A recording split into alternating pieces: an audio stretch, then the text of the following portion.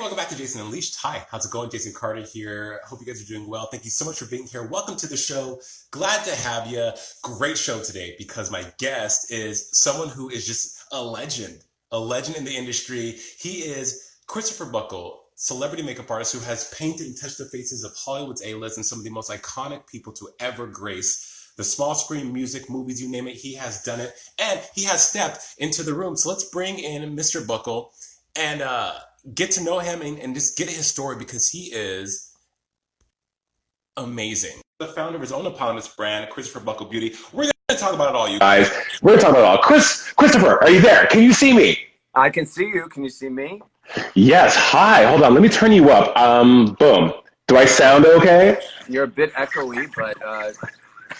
Hey, COVID. That's the... You got a very echoey big room, so that's good. I just kind of thank you for being here. Welcome to Jason Unleashed. You look great. Good to have you. Good to see you. How you doing? I'm good.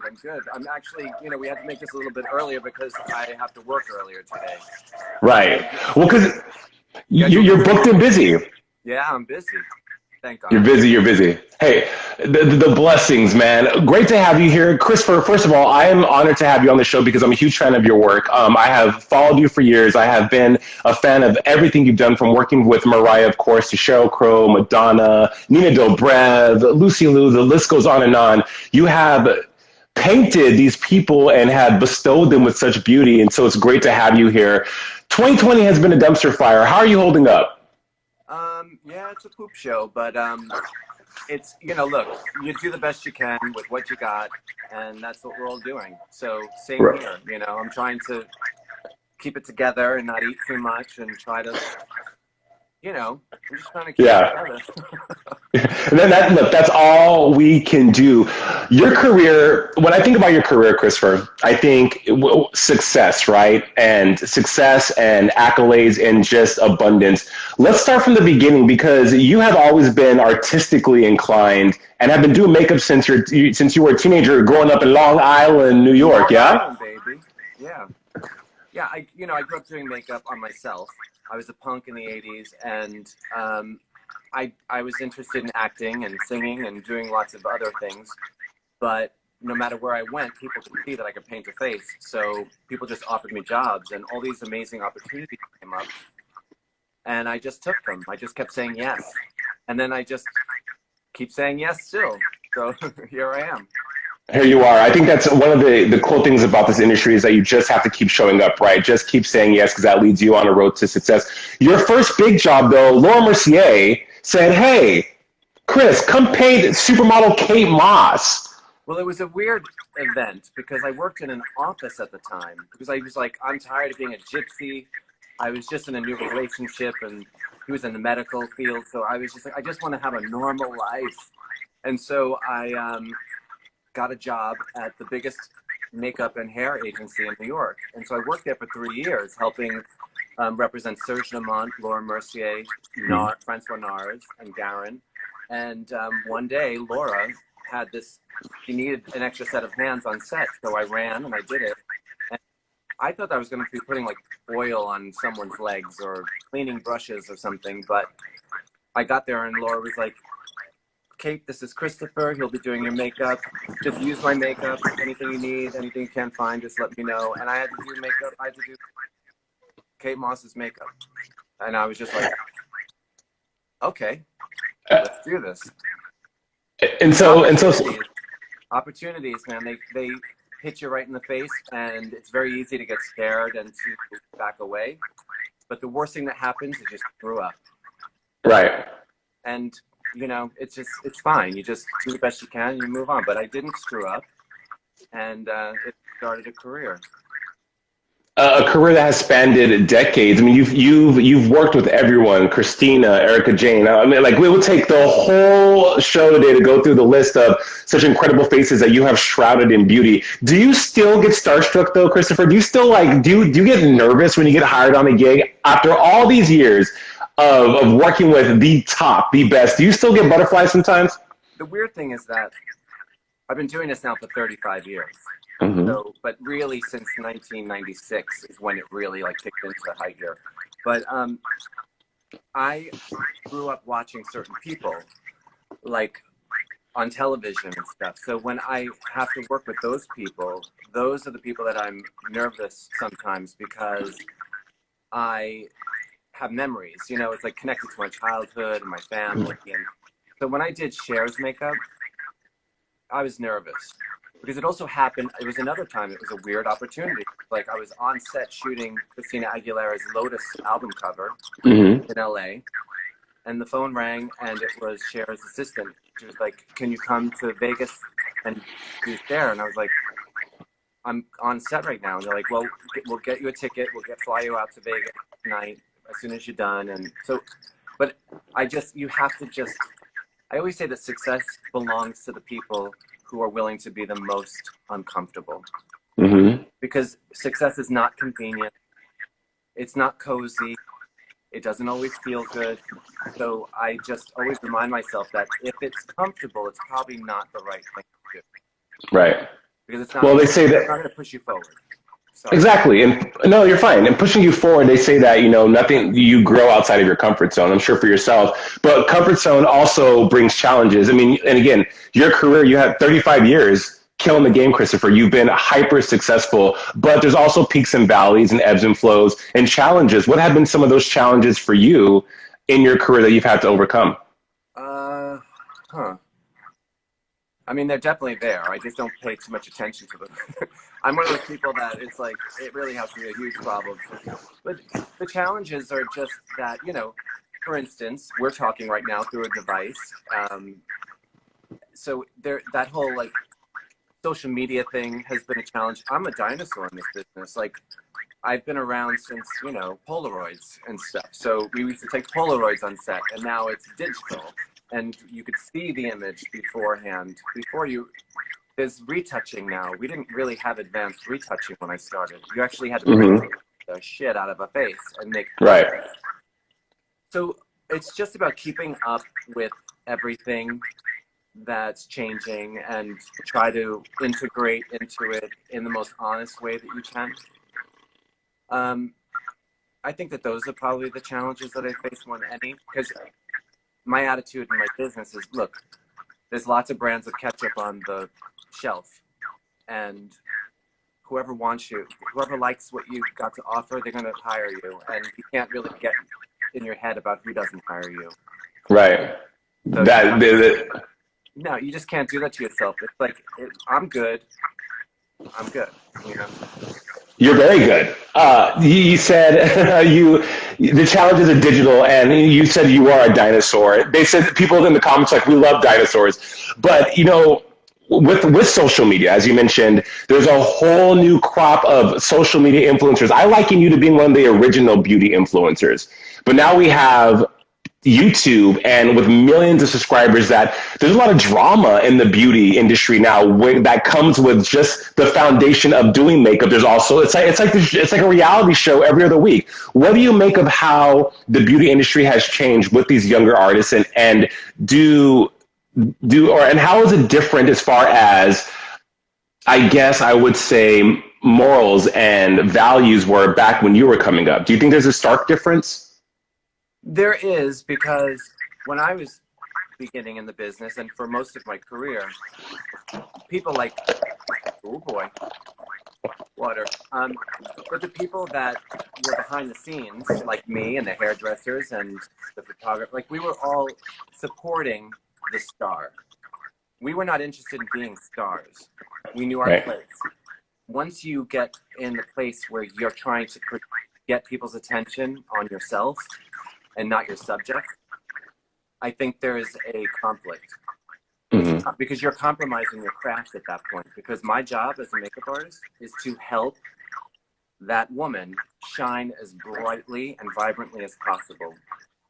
I am razor focused. I'm not worried about getting the behind the scenes moment. I mean, of course I post those things sometimes when they present themselves in an organic way. But sure. I'm not on a mission to just project myself like that. My job, I'm getting paid to make somebody look the best that they can and the best that I am able to do. So for that, yeah, I think I don't like that, what I've seen. And so that's right. changed. Yeah. I would say, I think that's what really resonates with you, Christopher, when I look at your work and when I viewed your work over the years, that it's about the work. It's about why you're there. You're much like a choreographer. You are choreographing beauty onto someone's face to highlight and to make sure that they shine the best. Um, it's safe to say, I'm a part of the Lambly. And when I told people that you were coming on the show today, they were like, "No way!" It was again Christmas. This whole week has been Christmas for the Lambleys. We get rarities, we get the Mariah memoir, but a longtime friend, confidant, and client of yours is Mariah Carey, and for years since you guys started working together in '97, and the first video you did, Paul Hunter, Bad Boy remix of Honey, and then the rest is history. Tell us about that relationship, because I think there's something so special about your relationship with Mariah beyond makeup, and no drama, no tea, but just the magic that is your relationship with Mariah. Yeah, I mean, we met in '96 or no '97, and the first video I did was the Honey remix with Puffy and Mace and all that. But I don't know, we just immediately hit it off. I just liked her, and she liked me. Mm-hmm. And of course, she likes what I do on her face, and I don't know how to describe it other than just like anytime you have a friendship with somebody, it's just it just clicks. Right. And I feel really lucky to have been able to be part of so many of the amazing things that she's accomplished in the little way that I do have something to do with it. But it's exciting, and it's fun to watch a friend close up succeed and to continuously reach new goals and supersede anybody's expectations even. I couldn't agree more. Expectations, succeeding, and goals for yourself. You are not just a celebrity makeup artist. You're not just a celebrity icon. I'm a celebrity makeup icon. You also are a businessman and entrepreneur. 2017, founding your own eponymous brand, Christopher Buckle Beauty. First, that's a huge undertaking, Chris, because we know that the beauty industry is crowded with people with their own brands. Now we have celebrity entering with their own brands, but for you, Christopher Buckle Beauty is a labor of love. What sets you apart? What makes you stand out, and what are your mantras that go into the brand that you built? Well, first off, why be beautiful when you could be anything? I've always been a person that has embraced all kinds of beauty. I don't have a cookie cutter idea of what beautiful should be. It's just, my makeup is just no BS. I'm a very straightforward person. And in this business, there is a lot of fluff. And there's a lot of people that are not really, they are beautiful themselves and they are able to present makeup, but they're actually not educated in the fundamental techniques and philosophies of makeup, the foundation, right? They just are copying what they've seen. And my makeup, there's a lot of mistruths and a lot of just nonsense that just busies up the airwaves, and it's actually a disservice to people who want to be interested in makeup or purchase makeup. Yes, it becomes confusing because it's misinformation, and we all know what misinformation can do to a bunch of people. Right. So I just keep it simple and straight to the point. I just tell you what works and why it works. And I created makeup that works. It delivers. It does what it's supposed to do. This is what I use. My Christopher Buckle Beauty. All that makeup is what I use in my business and on all the faces that you see me paint. And I've tested it. And I'm also not a hard salesman. I'm not a pushy person. It's like, I know what I like and I know what I'm interested in. And I assume everyone else is smart enough to reach out to what they believe in or what they're interested in. So I just present it. Here it is. And it's very, like you said, very straightforward. And you take what you want, leave what you want. People right here in the comments, Chris, are saying you are the god of makeup. That's very, very, very generous. So thank you. Absolutely. If from your own, it's like the Greeks, there's lots of gods, Well, but you are up on Mount Olympus. So just claim it, accept it. Your aesthetic, Yeah, every artist, every creative has an aesthetic. Paul Hunter has a way he creates videos. Choreographers, anyone that is a creative has a signature. I would say signature, but a way they approach their work. For you, how did you cultivate the Christopher Buckle aesthetic, and how is it ever evolving? Well, my aesthetic was based off of a very classic Hollywood aesthetic.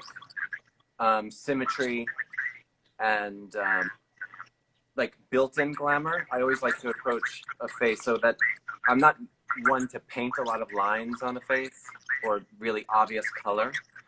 It's all about the person's face. And then I use shading and shapes and contouring to just make it the best that it can be. Open the eyes or separate the eyes or straighten the nose or to heighten the cheekbone. So it's never obvious. It's never like, it's not egotistical makeup. And I don't mean that in a bad way. It's just that I just don't use bright colors and I don't use any of those sorts of obvious makeupy things unless it's appropriate for like a video or something like that. But the funny thing is that I've been contouring and using false lashes and doing all of the highlighting and all that. But it's nothing is new.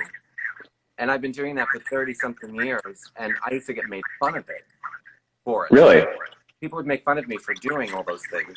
And slowly but surely, as I made my way through Hollywood painting everybody's face, I think I changed the aesthetic because people got used to seeing themselves with those things. And I'm not taking credit for it by any means. But all I'm saying is I was made fun for doing it, and now everybody's doing it. Well, with that said, though, Chris, being made fun of, it's a form of bullying, and being LGBTQ plus and moving through the world as gay men. There's a lot of trauma. There's a lot of trauma that goes into existing as we are. How has makeup healed that for you? How has makeup healed you and spiritually enriched your life? Well, when I was growing up, I wore a lot of makeup. I wore painted punk makeup. I was very theatrical, and I used to think that makeup can be used to basically hide, but more importantly, I think that makeup reveals. I think that it reveals who you really are inside, because what we look like, that's just a combination of luck, genetics. And genetics, right. It has nothing to do with who you are inside. And so makeup offers you an opportunity to show the world who you are inside, because what you choose to do to yourself, to present yourself as, is much more telling than how you roll out of bed in the morning. So I think that makeup is very empowering. But at the same time, when I was growing up, I always made myself look as perfect as very manufactured.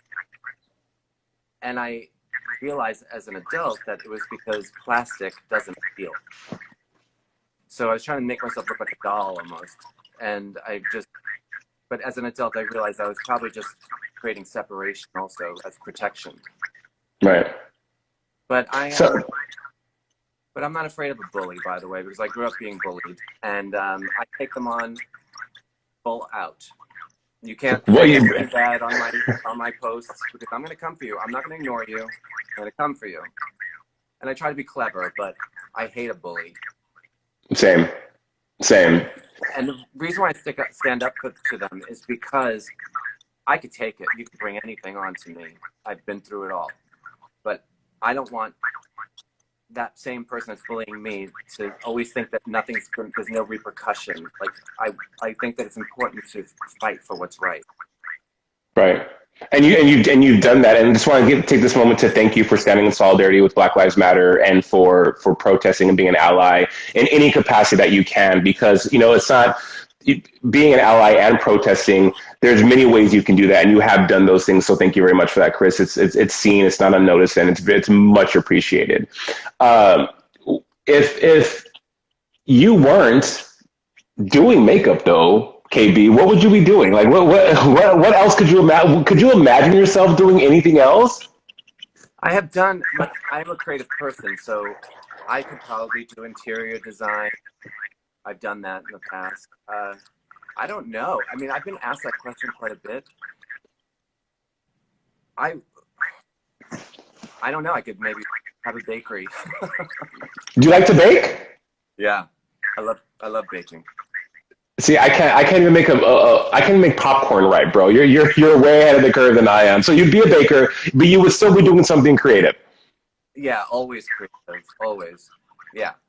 But I have no idea. I would love to be a horrible creature in a movie series, basically, or a television series, like a Freddy Krueger kind of thing.